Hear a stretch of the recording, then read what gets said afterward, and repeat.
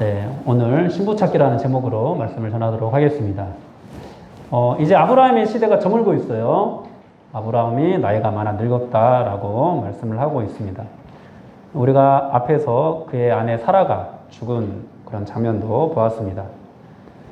하나님께서 또 그에게 범사의 복을 주셨다고 말씀을 하고 계시고, 그렇게 이제 하나님께서 아브라함을 통해서 하나님께서 부르신 그의 인생, 이 어떻게 마감되고 있는지 우리에게 보여주고 있습니다.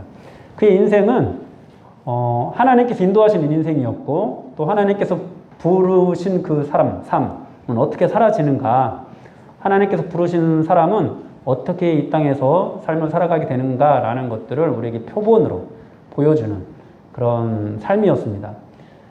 그러니까 우리는 흔히 이제 믿음의 조상이라고 이렇게 표현을 하잖아요. 그래서 이렇게 믿었을 때 하나님께 복을 받는다, 뭐 이렇게 이해하기가 쉬운데, 사실은 엄밀하게 따지면은 믿어서 복을 받은 건 아니고요.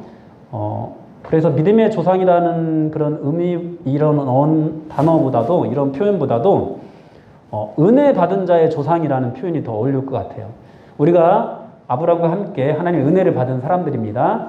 그리고 이 창세기에서는 그렇다면 은혜를 받은 사람은 어떤 믿음을 보여주고 있는가, 하나님의 말씀 앞에서 어떻게 반응하는가, 이것들을 이제 보여주는 그런 내용이었어요. 그렇다면은 이제 이 아브라함의 모습을 통해서 우리도 은혜를 받았다면은 이제 어떻게 우리의 삶이 나아가게 될 것인지를 우리가 바라볼 수 있게 되는 거고, 또 그렇게 이제 바라보면서 정말 우리 안에 믿음이 있는지 없는지도 점검을 할 수 있게 되는 거겠죠. 다른 사람을 볼 때도 저 사람 안에 믿음이 있는지 없는지도 말씀을 가지고 우리가 분별을 할 수 있게 됩니다. 물론 사람의 판단은 옳지는 않죠. 이게 항상 옳지는 않죠. 그리고 이 하나님의 구원이 지금 있을지 아니면은 내일 있을지 모레 있을지 모르는 것이기 때문에, 지금 당장 어떤 믿음의 모습이 나타나지 않는다고 해서 그 사람이 영원한 어떤 지옥불에 떨어지게 되는 것도 아니니까, 우리는 그저 저 사람이 믿음이 있나 없나 이것을 판단하기보다도 그 사람을 사랑한 그런 삶을, 그리스도의 사랑으로 사랑해주는 그런 삶을 살아갈 수 있어야 되겠습니다. 어쨌든 아브라함의 이 믿음의 모습들이 계속해서 보여지고 있고, 이제 말년에 그 믿음의 모습이 어떻게 보여지는지 지난 시간과 오늘 이제 본문 24장에서 보여주고 있어요.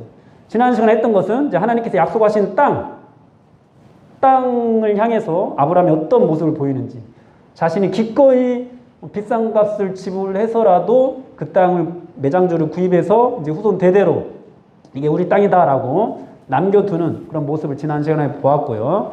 이제 오늘은 이삭의 신부를 찾는 이 모습에서 또 그의 믿음의 모습이 이제 나타나고 있습니다. 창세기 24장은 굉장히 길어요. 창세기 전체에서 봤을 때도 가장 긴 장입니다.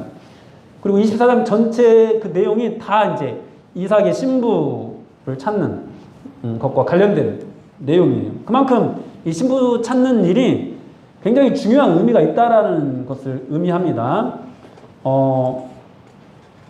사실 이 문단의 구조가 우리가 살펴보면은 22장 17절에서 내 씨가 크게 번성하여 하늘의 별과 같고 바닷가의 모래와 같게 하리니 내 씨가 그 대적의 성문을 차지하리라. 네 씨가 그 대적의 성문을 차지하리라. 이런 표현이 있고요. 22장 17절에서. 그리고 이제 24장 60절에 보면은 리브가의 가족들이 리브가를, 이제 이삭의 아내죠, 보내면서 너는 천만인의 어미가 될지어다. 내 씨로 그 원수의 성문을 얻게 할지어다. 원수의 성문을 얻게 할지어다라는 그런 표현이 들어가 있어요. 그러니까 똑같은 그런 표현들이 앞에서 나오고 또 뒤에서 딱 나오잖아요. 그리고 그 안에 들어가는 내용들이 있어요. 이거를 이제 문학적인 그런 어떤 형식으로 수미쌍관이라고 하거든요. 머리하고 꼬리가 이렇게 같이 같은 내용이 있으면서 그 안에 그 중심이 되는 내용들이 있다라는 거죠. 그러니까 그 씨가 대적의 성문을 차지하게 될 것인데, 이제 그런 일들이 이제 구체적으로 어떻게 이루어지는지를 보여주는 내용이 그 가운데 들어간 내용이에요. 그러니까 그 내용이 뭐였냐니까 매장지를 사는 거, 지난 시간에 봤던 거고요. 오늘부터 보게 되는 신부를 구하는 내용이 되는 거예요. 이것을 통해서 이제 구체적으로 하나님께서 약속하신 아브라함의 씨를 통해서 이 땅에 어떤 하나님의 역사들이 이루어지게 되는 것들을 보여주는 것이라고 할 수가 있는 거예요. 그러니까 이 두 가지 이야기는 아브라함의 대단한 믿음의 행위가 되는 겁니다. 오늘도 그 믿음의 행위를 이삭의 아내를 구하면서 어떻게 보여주고 있는지 이 안에 어떤 신앙의 원리가 들어가 있는지 우리가 살펴보도록 하겠습니다. 오늘 이제 본문에서 보면은 아브라함이 그의 늙은 종을 불러다가 이제 자기 아들을 위해서 신부를 구해오라고 부탁하는 장면이 나와요. 그런 이야기가 이제 오늘 내용인데 아마 이 늙은 종은 엘리에셀이라는 종이라고 이제 이렇게 추정을 합니다. 엘리에셀은 어떤 사람이냐면은 이제 아브라함에게 아들이 없었을 때 하나님께 후사를 주시겠다고 하니까 아브라함이 그저 엘리에셀이나 잘 되기를 원합니다. 하나님 앞에서 잘 되기를 원합니다. 그러니까 내게 아들이 없다면은 내가 그냥 엘리에셀을 내 후사로 삼아야겠다라고 생각할 정도로 아브라함이 굉장히 아끼는 그런 종이었어요. 굉장히 아끼는 종이었어요. 그 종에게 이제 정말 중요한 자기 아들의 아내를 놓는 그 일을 맡기는 거죠. 이때 이제 아브라함의 나이를 계산해 보면은 이제 140세고요. 그렇다면 이삭의 나이는 몇 살이에요? 아브라함이 140대면은 맞출 수 있는 사람. 이삭의 나이. 아브라함 나이가 140. 이삭은? 쉬워요, 여러분. 40, 50? 잘 찍어. 40 왜? 90세 때, 99세 때 이삭이 태어났었나요? 99세 때 태어났어? 그랬어요? 100세 때 태어났죠. 100세 때. 40살이 맞아요. 네, 40살이 맞아요. 100세 때 태어났으니까. 정답. 네. 그러니까 100세에 낳은 아들이니까 이때 당시 이삭의 나이가 이제 40살이 맞죠. 그리고 이제 이제 이삭의 나이가 40세가 되어서 이제 아브라함이 가장 신임 많은 종에게 맹세를 시키면서까지 이제 이삭의 신부를 구해오라고 이제 말을 하는 거죠. 허벅지 밑에 손을 놓고 뭐 맹세하게 하잖아요. 허벅지 밑이니까 약간 민망한 그곳, 예, 여러분들이 생각하는 그곳이 맞을 거라고 이제 학자들이 추정을 합니다. 이렇게 맹세하는 데는 굉장히 이제 또 큰 의미가 있는데, 내 후손 대대로 이 맹세를 지켜야 된다. 네가 이 후손 대대로 맹세를 지켜야 된다. 또는 이제 어떻게 보면 이제 남자의 어떤 생명의 근원이라고 볼 수 있는 건데 내 생명을 걸고 이 맹세를 지켜야 된다. 어떤 그런 의미들이 이 맹세에 담겨 있어요. 그러니까 엘리에셀이 네가 이 맹세를 지키지 못하더라도 너의 후손들이라도 이 맹세를 끝까지 지켜야 될 거다. 어떤 맹세냐? 이러이러한 방법으로 내 아들 이삭의 아내를 얻어오는 그 일이다. 그렇게 이제 이삭의 아내를 구하여오라고 하는데 우리가 이제 뭐 내용이 좀 복잡하게 있습니다만은 이삭이 요구하는 것은 이제 두 가지입니다. 두 가지인데 그게 뭐냐니까 하나는 가나안 여인 중에서 택하지 말아라. 내가 살았던 내 족속. 원래 아브라함의 고향과 친척과 아버지 집을 떠났잖아요. 갈대 우르에 살았던 그때 그 족속들 중에서 아내를 택해라. 이거였고 또 둘째는 뭐였냐니까 이삭을 그 땅으로 데리고 가라. 데리고 가지 말라. 데리고 가지 말라. 반드시 여자가 와야 된다라는 거예요. 여자가 와야 된다라는 거. 두 가지였습니다. 그렇다면 이 두 가지에 어떤 의미가 있는지 여러분 아브라함은 이제 가나안 땅에 와가지고 굉장히 오랜 시간을 살았잖아요. 그죠? 72세인가요? 그때 부름을 받아가지고 지금 140세가 되었으니까 뭐 수십 년 동안 가나안 땅에 살았던 거죠. 그리고 가나안 땅에 살면서 이 가나안 땅에 대한 경험들이 이제 쌓였어요. 아브라함의 경험에 의하면은 가나안 땅의 사람들은 굉장히 건전한 사람이었어요? 타락한 사람이었어요? 굉장히 타락한 사람들이었죠. 우리가 소돔과 고모라의 어떤 멸망을 통해서도 알 수 있었듯이 그 땅에는 굉장히 타락한 그런 성적인 문화들이 만연해 있었어요. 그러니까 이제 거룩한 어떤 하나님의 어떤 사명들을 감당해야 되는 그런 씨로 이제 계속 대대로 흘러가야 될 건데 그런 것들을 생각했을 때 우상의 쩌들은 그리고 굉장히 타락한 그런 문화에서 나고 자란 그런 여인을 아내로 택할 수 없다라는 거죠. 그러니까 여기서는 이 신부의 조건으로 가난한 여인이어서는 안 된다라는 것은 이제 성결을 이제 요구하는 것이었습니다. 성결한 사람, 거룩한 사람, 뭐 흔히 이제 쉽게 말하면 믿는 사람, 우리가 이렇게 얘기할 수가 있겠죠. 그리고 두 번째, 이 이삭을 그 땅으로 데려가지 않고 신부가 이제 따라 나오는, 이 땅으로 오게 해서 결혼을 하게 해야 된다라고 말을 했던 것은 믿음의 사람이어야 된다라는 거예요. 믿음의 사람. 이제 성결한 사람일 뿐만 아니라 믿는 사람. 이게 믿음의 사람. 어떤 믿음의 사람이냐? 여러분 한번 생각해 보십시오. 엘리에셀이 가잖아요. 엘리에셀의 신분이 뭐예요? 종이에요. 그죠? 종이 가서 내 주인의 뜻을 그 사람에게 전해. 근데 그 말만 듣고 따라 나서는 사람. 이것이 믿음의 사람이에요. 여러분 이것이요. 지금 현재 이제 이 말씀을 갖고 있는 이스라엘 백성들에게 어떤 의미가 있냐면은 이스라엘 백성들은 지금 무엇을 보고 하나님을 따라가고 있어요? 모세를 통해서 인도를 받잖아요. 그죠? 근데 모세가 이스라엘 백성들에게 보여준 것들이 어떤 것들이 있어요? 여러분들이 아는 거. 뭐가 있어요? 모세를 통해서 보여준 역사들, 놀라운 역사도 뭐 알잖아. 마음속에 담아두지만 말고 하나씩만 얘기해봐. 뭐가 있을까? 홍해가 갈라졌죠. 또 다른 사람 또 뭐가 있었어요? 뭘 먹었어요? 뭘 먹었어요? 만나와? 메추라기도 먹었죠. 그리고 뭐가 그들 주변에 있어요? 그들 움직이는 그 대열 가운데 뭐가 그들을 감싸고 있어요? 하늘에서 불기둥과 구름기둥. 눈에 보이는 것이 있었어요. 이스라엘 백성들은 그것을 보면서 따라갔다고요. 근데 지금 어떤 믿음을 요구하고 있어요? 종이 전하는 말을 듣고 그것을 들음으로 믿고 따라 나서는 사람을 요구하고 있어요. 그러니까 얼마나 대단한 믿음이어야 될까요? 어쨌든 여러분 신부로서 요구하는 것은 이거예요. 주인이 직접 간 것도 아니에요. 종을 보냈어요. 근데 그 종을 통해서 주인이 전하는 말을 듣고 따라 나설 수 있는 믿음을 가진 여자였습니다. 여러분 이 원리가요. 이제 24장 전체에서 지속적으로 계속 강조가 되고 있어요. 이 이후에 이어지는 이야기를 보면은 이제 엘리에셀이 가가지고 우물가에서 리브가를 만납니다.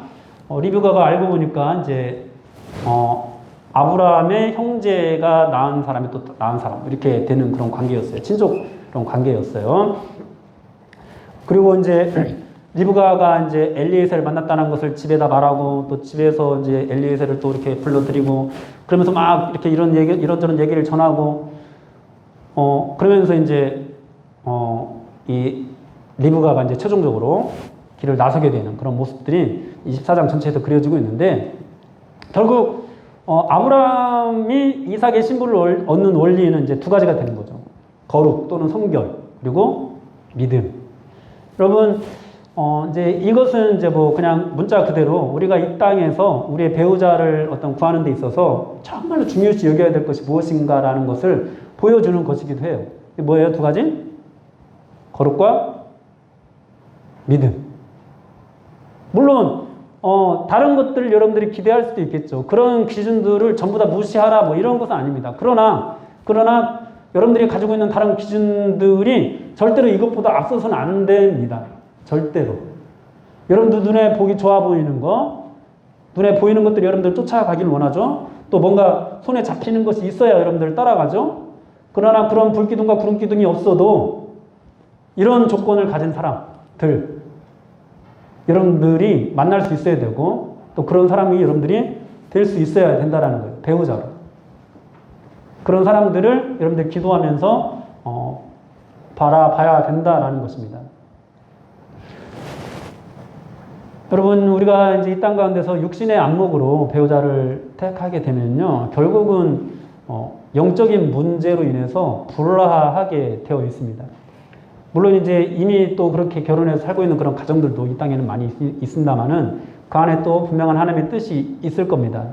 그런데 그 분명한 하나님의 뜻은 뭐 다른 것이 아니에요. 그냥 성교해야 된다는 거예요. 성교. 그 가정 가운데서 내가 죽어 지낼 예수 그리스도가 우리 죄를 대신 지고 십자가에 죽으신 어떤 그런 영혼 사랑하는 그런 사랑으로 선교사의 마음으로 그 가정에서 살아야 된다라는 것이 사실 주님의 뜻입니다. 그러니까 얼마나 어려운 삶이겠어요.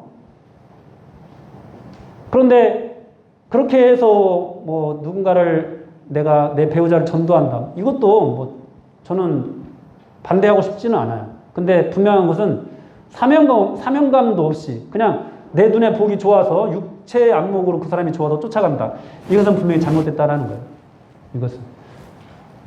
결혼할 거면은 여러분들의 믿음이 먼저 강하게 자리 잡아야 됩니다. 그래야 선교할 수 있어요. 그냥 눈에 보기 좋은 곳을 쫓아가서 그런 배우자를 선택하지 않았으면 좋겠어요. 사실 이 부분에 대해서 제가 좀 믿는 사람을 그래도 무조건 선택해야 된다 이런 좀 생각이 많았는데 저희 누나가 안 믿는 매형하고 결혼을 해가지고 매형이 너무 믿음이 좋아져 버렸어요. 그래가지고 결혼하기 전부터 둘이 사귈 때부터 저는 봤거든요.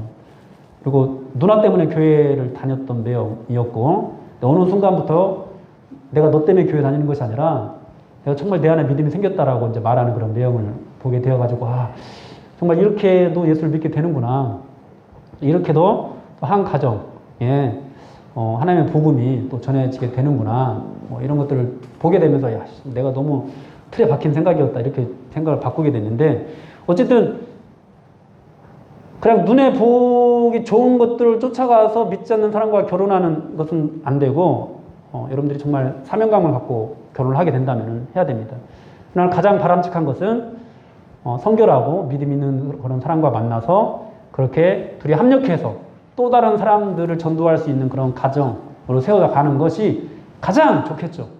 그렇게 했을 때 그 가정이 이제 함께 있어서 받는 시너지로 전도할 수 있는 사람과 평생 그 가정에서 그냥 남편 때문에 또는 아내 때문에 막 그냥 맨날 정말 이게 씨름해야 되는 어떤 그런 것과는 분명히 차원이 다른 거니까요. 어쨌든 그렇게 이제 우리가 볼 수 있고요. 그러나 또 내면적으로 우리가 여기에서 상징하는 것들을 또 봐야 되는데 그것이 뭐냐면은 하나님께서 우리의 신랑 되신 그리스도의 신부를 찾으실 때 이런 원리로 신부를 찾으신다라는 거예요.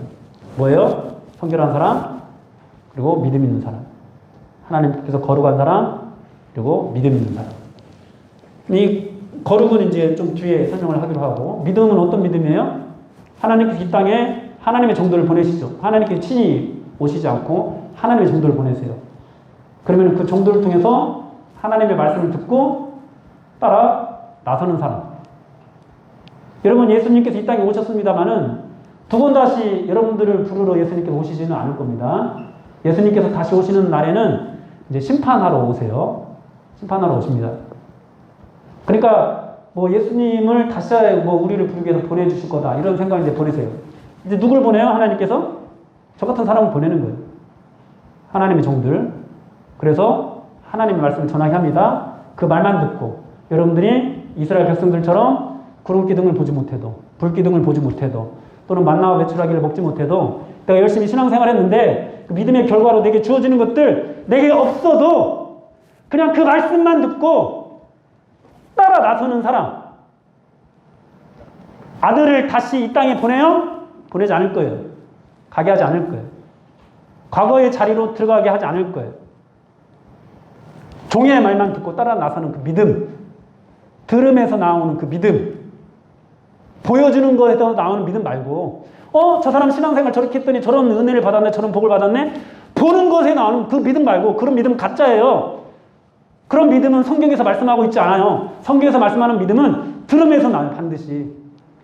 종이 전하는 말을 들음에서 믿고 따라 나서는 사람을 그리스도의 신부로 하나님께서 택하신다라는. 여러분들은 그리스도의 신부가 되었습니까? 어떠세요? 제가 전하는 말로만 내가 보여주는 거 없어도 목사님 증명해보세요. 보여주는 게 있어야 갈 거 아니에요. 이런 것이 전혀 없어도 듣기만 하고 그래 저렇게 생활하는 것 저렇게 예수 믿는 것이 진짜 예수 믿는 거구나 라고 해서 내가 있던 자리에서 박차고 따라 나설 수 있는 그런 믿음 가지고 있습니까? 여러분 우리가 또 거룩해야 되는데요. 뭐 이제 성결 해야 되는데 그냥 단순한 신랑과 신부 관계에서 어떤 성결은 다른 남자를 또는 다른 여자를 가까이 하지 않은 어떤 동정을 가지고 있는 그런 사람이어야 한다라는 거겠죠. 그렇다면 영적인 순결은 어떤 것을 의미하는 것일까요? 하나님 외에 다른 신을 섬기지 않는 것을 의미할 거예요. 그러나 여러분 정말 이제 여러분들이 내가 하나님 외에 다른 신을 섬기지 않겠다라는 것들을 사모하고 그것들을 평생 내가 갈급하면서 그렇게 살아야겠다고 노력을 하다 보면은 내가 깨닫게 되는 것이 있는데 내가 육신을 입고 있는 동안에는 순수하게 절대로 다른 우상을 전혀 탐하지 않으면서 하나님을 섬길 수가 없게 된다는 것을 여러분들이 깨닫게 돼요. 결국 우리가 하나님 외에 다른 신을 전혀 섬기지 않는 방법으로 우리가 주님 앞에서 순결할 수 없다라는 것들을 알게 돼요. 그렇다면 우리가 이 순결을 위해서 어떻게 해야 될까요? 우리가 순결한 사람이 되기 위해서 하나님 앞에서 거룩성을 회복하기 위해서 무엇을 해야 될까요? 우리가 어떻게 거룩성이 회복돼요? 어떻게 거룩한 하나님의 자녀가 돼요? 예수를 믿음으로 거룩하게 되잖아요. 그죠? 우리가 하나님께 나아갈 때 이렇게 예배를 드리기 위해서 나올 때 여러분들이 이 순간에 거룩해야만이 하나님께서 예배를 받으십니다. 그런데 무엇으로 여러분들이 거룩해질 수가 있어요? 한 주간 열심히 죄 안 짓고 오직 기도와 말씀으로만 전념해서 살아야 거룩해질 수 있어요? 아니고 우리가 이 자리에 나와서 나의 연약함을 깨닫고 나의 연약함을 발견하고 그 안에서 이런 나의 죄 때문에 예수님께서 죽으셨구나. 이런 나의 죄를 대신해서 예수님이 죽으셨구나. 라는 것을 믿음으로 바라보고 그 예수님을 의지하는 것. 이것으로 우리가 거룩하게 될 수 있다는 거죠. 그 거룩함을 가진 사람. 하나님께서 예수 그리스도의 신부로 택하신다라는 것입니다. 그러나 여러분, 지금 현재 이스라엘 백성들은 눈에 보이는 것들을 쫓아가고 있어요. 그런데 먼 그의 조상들에게서 이 이삭의 신부를 택하는 이런 과정들을 통해서 정말 그들이 가져야 되는 믿음이 무엇인지를 하나님께서 말씀하고 있어요. 우리도 지금 뭐 교회 나와서 신앙생활을 하고 있기는 합니다만은 이스라엘 백성들처럼 눈에 보이는 것이 있을 때, 저렇게도 하는구나. 같이 가는 친구가 있을 때, 친구들도 함께 가는구나. 이럴 때만 따라오거든요. 근데 하나님께서 이 리브가를 통해서 이삭의 신부를 찾는 모습을 통해서 우리에게 분명한 것들을 요구하고 있는데 그게 뭐냐니까 보이는 거 없어도 또는 같이 가는 사람 없어도 그냥 말씀을 전해 듣고서만 믿고 따라 나올 수 있어야 된다라는 것. 그리고 가난한 여자가 아니라 그렇게 육체적으로 정신적으로 정말 타락한 그런 사람이 아니라 순결한 사람, 거룩한 사람을 요구한다라는 것. 이것입니다. 사랑하는 여러분, 아브라함이 이삭의 신부를 찾듯이 하나님께서 그리스도의 신부를 찾고 계시는데요. 어떤 사람을 찾으시는지 요한복음에서는 이렇게 또 말씀을 하고 있습니다. 요한복음 4장 23절, 24절. 우리가 예전 수련회 때도 봤던 그 말씀인데요. 한번 띄워줘 보세요.